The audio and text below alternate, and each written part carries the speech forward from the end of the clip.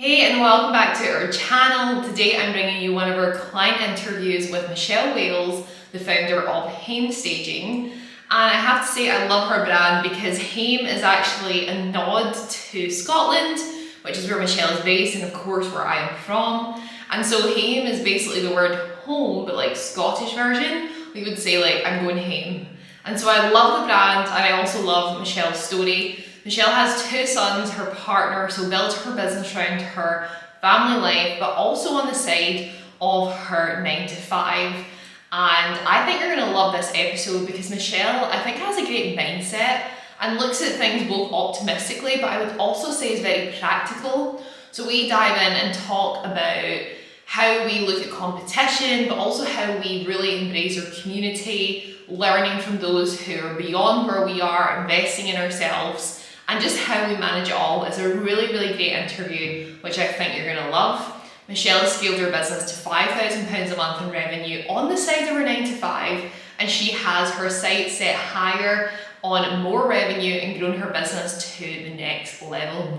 So let's dive into the interview. I think you're gonna enjoy this one.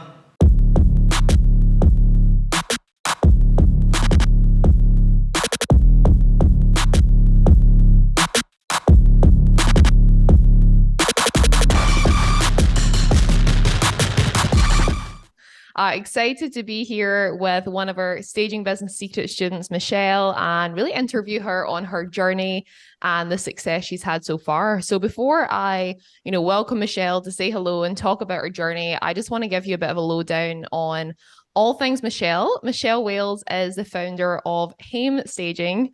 You're going to get that reference if you're from Scotland, which we both are. So to Scots, hopefully you understand what we're actually saying. But yeah, I'm so excited to have Michelle here. She joined our Staging Business Secrets program. She is based in Scotland and, services the whole of Scotland with her staging for sale services, and our furnishing essays and all those great services that we teach. Her business has went from strength to strength. She's hitting, I think she tells me, about 5,000 a month in revenue, which is incredible. And yeah, I love her brand. I love what she's working on. And she's got two sons, I believe, and she manages this all around them and having a partner and a family and all that great stuff. So I'm not gonna, steal her story. She's best to share that herself. So welcome to the call, Michelle. How are you? No, I'm great, Liv. I'm great. Thank you so much for having me on. It's really nice to come on. I love watching the lives you do with everyone else, so it's really flattering to be asked to do it as well. So, sign of Oh, good things, hopefully. But no, I'm good, and I love that you mentioned the hame as well because it's a big lean to the kind of Scottish roots. I hope most of you guys will know like hame is kind of like Scottish slang for home. There's no place like hame, as we yeah. all know.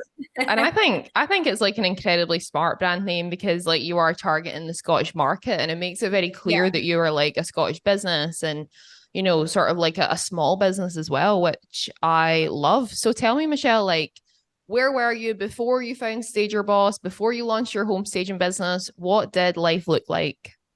Yeah, do you know it's really funny actually because I had never really fully thought that I would start a home staging business. I was kind of involved in property because my husband's got property businesses, and then we started doing some property stuff ourselves, and it just kind of happened. I actually knew of you, Liv, and I'd seen what you were up to, and I always thought it was so amazing. But I don't know what it was. Even though I love interiors, I love everything about creating a home, it just hadn't dawned on me that that could be something that I could do as a business as well. And I think, it was when I started to see people doing like SA, home furnishing, and all that kind of stuff. And actually, me and my husband did one ourselves. And oh my goodness, that was a painful, painful exercise to go through at first. I think we probably spent about 3 weeks trying to get that essay right. And goodness knows how many trips to the shops and all that kind of stuff. But I think what I saw once I'd done that was just a little bit of a spark for the interior side. And I just loved that feeling of creating a home, not just, an empty four walls. And then I actually can't even remember. I think I probably was in your Stager Boss main kind of community group. And I remember doing one of the challenges, and it's just something just clicked. And I was like, this is such a good business model. And obviously, you're such an amazing businesswoman. And I feel like the amazing thing about you is you just make it so easy for people. Obviously, nothing is easy. But I think what you're doing is you're giving a blueprint that just says, follow these steps, come under my wing, and I'll look after you. And I think for me, knowing how much you have to invest in yourself, and I know I need to do a lot more, but it's just seeing that and taking that little leap of faith just got me to this. And yeah, it's been, like you say, a little while now. I still feel like I'm relatively new in building, but I think it's like everything. You just need to keep going and building momentum. So no, I'm delighted I jumped on this journey, and obviously with yourself as well. Oh, well, thank you for saying that. That means a lot. And yeah, I mean, that's what I'm trying to do. I'm trying to make it as easy as possible, hand you the blueprint, hand you the roadmap. And one of the things that I'm sure you'll agree that we really do embody at Stager Boss is that collaboration over competition, right? Because we could be technically going for the same job, shall we say, or competing to the same Totally. clients. But I just don't see it that way. People are going to work with you because they like you better than me, vice versa. They're going to connect with your style, your brand. And I know that there's actually some installations that you've won rather than we've won. And that's just the way of the world, right? That's the way it works. And if someone Totally. says, we've chose to go with HAME Staging, it's like, great, I know Michelle, she's fantastic. Like, you'll be in good hands. And I think you Totally. embody that as well because, another person that we've had on the group interviews is Jillian. And again, Yeah. she can be competing for the exact same business in the same area, right? Totally. And I love Gillian. She's brilliant as well. And I think it's exactly that. I think you've just got to have that abundance mindset, and don't be scared. I mean, there's so many properties for sale, and there's so many properties not staged. So there's Yeah. there's so many different things. And even for me, I've kind of focused on the Edinburgh market, which is quite a strange market to focus on because everybody just thinks that everything sells. But like what I'm finding is, staging is becoming a bigger thing, and like you say, more people are switching on to it. And I think that's part of our mission, is to kind of show people, like, this is your biggest chance for your family, for whatever, to make the best of a kind of opportunity you've got to make money or a nest egg or whatever. And I think it's really nice that, we've got all these people all over the place just helping people do that and just maximizing. But I do think there's so much opportunity, and it is a growing industry, which is really exciting. So yeah, never compete, just always do your thing and enjoy it. Absolutely. And, Scotland's obviously a much smaller market, even than, the whole of England. Like Scotland is Yeah. so much smaller and there's still enough room. So if anyone's listening thinking, I get that question all the time. Well, if there's all these companies, is there enough room for me? And it's like, well, yeah, of course it is, because you're going to be a different price, a different look, a different brand. And we wouldn't have all the clothing brands we've got, or even the supermarkets that serve all these different, niches of people. Is the same when it comes to home staging. But what I also love about your journey, Michelle, is that you mentioned that, you and your partner, before you got into this business, actually staged or furnished your own service apartment. Yeah. And you realize like how much of a pain in the ass Oh that is my and how gosh. long it takes. So you've actually been like in the shoes of your ideal client, right? Totally. And honestly, it does make me laugh because obviously we're doing this now as a business, and I think it is that thing where you do have to have an eye for it and a passion for it. So I wouldn't just say, like, I honestly am a big believer that like not every developer or like investor should be going away and doing their own staging, because I do see some and I'm like, oh my gosh, you can tell that they've just borrowed like stuff from everywhere and it doesn't really work necessarily together. But it is a painful process, if you're doing a one-off, and it is that investment of time, money, everything. You think you're making a saving, but you're really not. And I think it's really good to have gone through that experience and to see it from that side, because then you can totally like sympathize and empathize with people, to be like, guys, you really don't need that. Like, you should be out doing other things. So just leave it with us. We'll get it done. And like you always say, by the time you even are thinking about it, we'll be finished. Yeah, absolutely. Because, it's just like such a long process, as you said, back to the shop. And then people don't have the expertise. And a lot of the time we get people bring us their properties that they've done and they're now going to outsource it. And they're saying, we need to keep it looking the way that we done it. And it's like, I honestly don't think I could do that as bad as you've done. Yeah. Like, how am I going to do I know this? we will upgrade your look. Don't Yeah. worry about it. We've got you. But yeah, it's a great origin story. Like you have been your ideal client, and that's probably one of the most powerful stories you can possibly have. It's similar to myself. Like when I started my home staging business, my mum couldn't sell one of her properties, and I actually needed the service for us. So Yeah. we know exactly how that feels. So, Yeah. Michelle, you've got two sons. How do you manage your business around family life and around everything else you've got going on? Sometimes I don't even know, honestly. And I think it's one of those things where you just make it work. You find a way to make it work. I mean, I work still Monday to Friday, and when I'm not working during the week, time is taken up with the kids. But I find those little spaces, and I follow a lot of your advice, Liv. You know, I time block time to do my social media so that I'm not every single day just letting Yeah. the day take over and me not do things, because I think the social media is so important. So I time block that time, as you've always said, like the kind of deep work, taking a couple hours out to do that. And then actually, I've managed to work installations around the weekends, you know, days when I'm not working. And the beauty of what you're kind of saying is, you know, it's one day's work to do that installation. And yeah, it's a pretty crazy day, and there's clearly no family time then. But once it's done, it's done. And then, you know, you've got your day installation. But I just feel like it's such a good business model, and it's one of the best I've found to be able to just fit it into your family life. Because even if you start off and you're doing a couple of stages a month, it's really only 2 days, you know, which where can you, the return on your time is like insane. So I feel like it's just slotted in oddly. It's obviously effort, but somehow it's slotting in. Yeah, and you're then hoping at one point that overtakes what you're doing full time Totally. and then it takes Totally. over. And yeah, you're speaking my language, just being able to find those deep work slots throughout the week. And then there's always that conversation you can have with a client. You know, if you are working full time, look, I can only fit you in on Saturday because I'm super busy during the week. They don't need to know Totally. anything. And it's like, wow, this person's hot and in demand, so I'm gonna have to I get a know, weekend install. exactly. So there is a way that you can always work that, isn't there? Totally, And totally. so, Michelle, or I'm sure people on the call want to know, like, how did you get that like elusive first client, that Paula? How did you secure that? Oh, do you know, it was like one of those things, and I always remember so many things that you say, Liv, and I think it's really important for people to just switch on to the simple things you say that actually aren't that simple. Yeah. Because I think one of the things I remember you saying is don't overthink every single step. Like, don't be thinking about your storage when you've not even got a stage yet. Yeah. So I just kind of like, you know, had been following even some of your guidance in terms of like using Canva to do like little mood boards as I was starting to Mhm. market myself, being like, oh, look at this nice little setting. Oh, look at these ideas.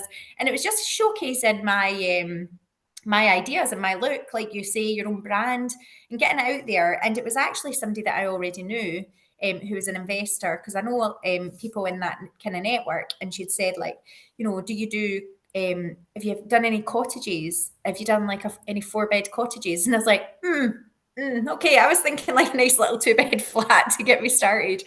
So I just dived right in with a 4-bed cottage. I kind of did her a little mood board just because I didn't really have anything. Yeah. And she just trusted me, you know. And it just went from there. Like you say, once you've got that first stage and then you've got some material and then you can share some of that. And I think it's just don't be afraid to share what you've got. You know, you don't even need to just do a little mood board and share it. Just don't be scared to just share what you've got.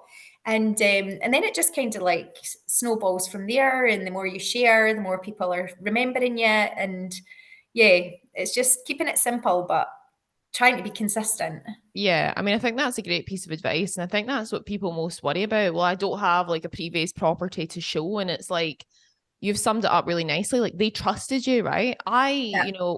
My first stage that I'd done, for my mom back, like in the very first one, it was crap. Like I wouldn't even want to use those photos to show people. So it Yeah. was just literally someone buying me. And that's at the start of any Yeah. business. Someone buys you as the person. And I Totally. always think if you know that you can carry it out and you know you can, then getting that first one under your belt is so important because then you photograph the hell out of that. And then that becomes your main content until you get the next one. And then you get to a point, you've got so many properties you've staged, you can't even post most of them because you'll be posting so often. Yeah. So it's really, really important to, like you said, just kind of, I love that idea, you know, putting your mood board together. It's kind of what I suggest, put together an Instagram page and literally just put out ideas. People won't even really question it. Like, let me see Yeah, photos of your previous work on your own house, work on a friend's house, do whatever totally. you can. I like to call that like get scrappy with it. Like if you really Yeah, want yeah. this, just like find a way to make it work. Totally. And I always think that's so funny because I've done that with everything. Like I've followed what you've said with everything because it's even like I remember it wasn't until probably about 5 weeks after doing that first stage, it was like, oh, where's this furniture going to go? So then it's like, but it's just like take it step by step and just figure it out as you go. Don't give yourself like the mammoth, headache of, gosh, I've got to do all this stuff before I even get started. Like I still don't have, I probably should have, but I still don't have a website and I direct people to my Wow. Instagram.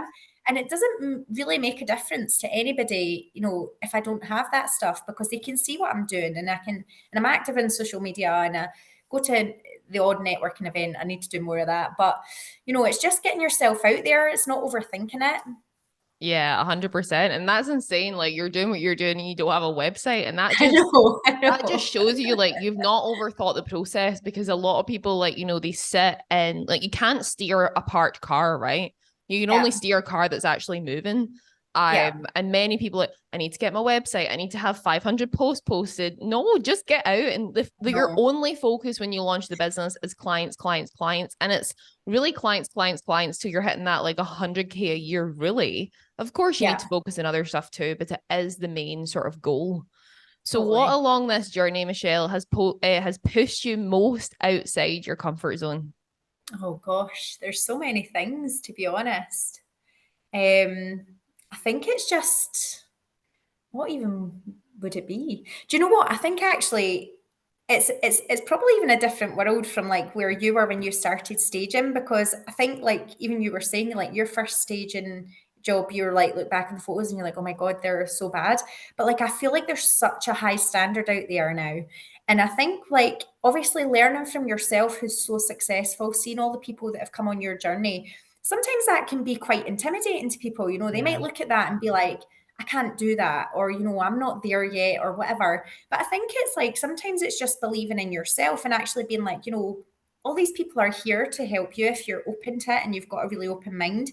So I think sometimes it's getting out your comfort zone is, burying your own insecurities about what you can and can't do and be like, no, that's actually a good thing that there's all these people out here at such a high standard. It helps me just raise the bar. So I think it's just like getting comfortable with being uncomfortable all the time and always, but using all the people you've got around you is really great motivation. So I think that's probably been, one of the hardest things is just to just keep your head above water and be like, don't worry if you're not there yet. I mean, I've got a long way till I'm where you are, but I know that I'm on the right path because I'm in the same swim as you. I'm doing business, I've got clients. So it's just believing in yourself and keep going, don't give up because I think that's one of the hardest things is people just expect things to happen overnight. But even you're saying, you're like, I think, is it 10 years into your businesses? And I'm still such early days, but I'm like, God, what could I be doing in 10 years? That's the exciting bit. So I think it's Yeah. getting over yourself, basically. I love that you've mentioned that. Number one, we all overestimate what we can do in like a year, but underestimate what we can do like in a decade. So, yeah, exactly. Yeah, When like totally. 10 years down the line, where will you be sitting? And, you know, I could never have said that this is where I would be. But Yeah, yeah, it's kind of evolved as time has went on. But I love that you've sort of picked up on there that when you look at others, you can feel behind. And I look at other people as well and think, why am I not there yet? Like, I've done the work, I'm working towards this, I'm following the steps that, you know, my coaches totally. are giving me, and I'm not exactly where I want to be either. But I think it is like, as you said, trying to like reposition that in your mind as motivation rather than, you know, Totally. stopping you from even starting. And I think if you've even Totally. got a competitive nature, and I know I'm saying collaboration over competition, but I've always got this competitive nature. Like I want to be at the front of the race. I want to be the Oh, best at what I'm totally. doing. But I mean, at the end of the day, you're only competing with yourself, right? You're competing with Yeah, how you done last month, how you done last year. Are you moving forward? And I think like totally. personal growth is big for you, isn't it? Yeah, massive. I mean, I would honestly say, like, I think that's one of the biggest things, is looking after yourself, looking after your head, looking after everything, especially, and you know this as well, Liv, like when you're busy with family life, with other things going on, you can feel overwhelmed by all these things, but I think you have to just take a pause and just sometimes give yourself a bit of a break. But Yeah. make sure you're looking after yourself as well, because I think just having that space to focus on yourself and do your own personal development is the thing that's going to keep you moving towards your goal, no matter how long or how quick you get there. I think if you're looking after yourself, it's going to just help you prolong and stay in the game, basically. Because it is easy to, become disheartened if things don't kick off after putting in the work. But I think it's like everything; it just takes one little thing to happen, and then everything can change. So it's good. It's good. I think you just have to always keep that in your head. Yeah. And I mean, that's one of the things I love about running this business, like home staging, is like things happen so fast. Like we could wake up on a Monday and be like, oh, nothing's happening. We've not really got a lot of installs. And then within 2 days, we're like fully booked for the month, or we've got a block of 10 next week, because it does move so fast. And then Totally. like, it's really easy to get disheartened, but we've got people coming back that like inquired in like February and they're just ready to move forward. So Yeah. every day is like totally, you have no clue what's going to happen, but I don't know. I get a lot of joy out of that. I enjoy the unexpected. I don't know what about you. Oh, it's actually so much fun. Like I think it's so funny when exactly as you're saying, one minute you're like, right, I've got storage, it's got like a couple of kits in there, and one's coming back, where are they going to go? And then all of a sudden you're like, I've got no furniture. I need to buy more furniture.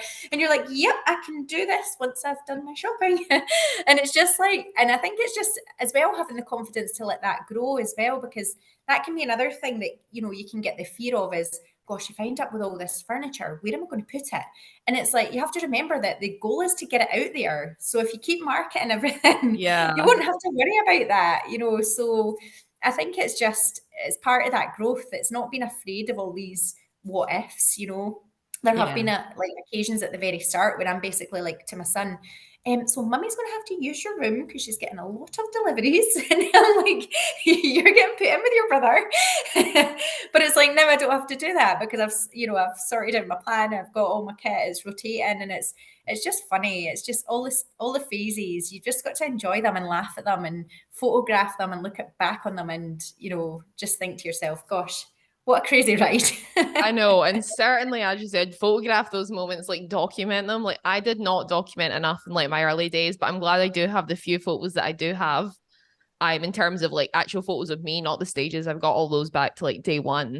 Because you just remember the moments, like if you've taken a selfie. I've got one in like me and my mum are in the car and she's got like a bedside table on top of her and like all this stuff. And like I can Oh, look it's back at that funny. photo and remember the exact feeling. And it's so weird. I was literally discussing this earlier this morning with my mum and saying, like, I actually sometimes miss those days of like the struggle, like Oh, the heavy totally. lifting, like get your hands dirty type vibe. And it's weird because it's almost like you hate it while you go through it.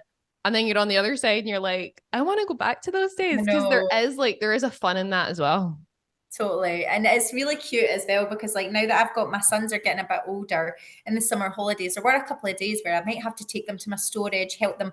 And like my youngest son now is like, I want to be a stager when I'm older. And I'm like, it's the cutest thing. So it's like all these things you just don't really realize that you're having such a little influence on their little heads and they're thinking about, oh, look what my mum's doing. And they love to see the finished article like everyone does. That's your most honest feedback you're going to get right there from two Oh, young kids. absolutely. We've got a mini stager boss in our midst, which I love. We need to get him in a stager boss t-shirt and Oh get God, that you would love marketed. that. I love that. So, Michelle, what is next for you and the business? What's coming up next? Gosh, so it's just continue to grow. I think it's just, right now it's about trying to get consistency with clients and just trying to keep that, steadily growing. And to be honest, I do want to be challenged by you more in the future and just continue to grow it. And I would like to get to a point where, there's more options for me in terms of saying, maybe wind down the day job side of things and just focus on this side of the business more because I do love it. And I think although I see that I'm doing well and I'm growing, it's also really exciting because I know there's so much more I can do. So yeah, it's just growth and consistency and just keep on keeping on, really. I love that. And what would you say then? Last question. What would you say to someone who was sitting in a similar position that you at the time that was thinking, should I launch it? Should I not launch it? Can I do this? What would you say to, I guess, the younger Michelle or someone sitting in that position? I would just say, be confident in yourself and be confident in the people you've got around you as well. And really do learn from people that are around you, because honestly, I do think like if I hadn't joined your Stager Boss Secrets, I would just struggle to even get my feet off the ground, because whilst it's a kind of simple business model, you only know it's simple once you've gone through all the Yeah. materials that you provide and all the blueprint and all that kind of stuff. So I do think like don't do it alone, because if you do it alone, you're just going to face those voices that are going to tell you that you can't do it, or I was just jump into the group, be embraced by all of that stuff, and just keep your head up, keep going, don't give up. I love that. Well, Michelle, this has been so much fun. If you've got any questions for Michelle, please put them in the comments. I'm sure she'll be more than happy to jump in, answer them Definitely. about her journey and how she's got to where she is today.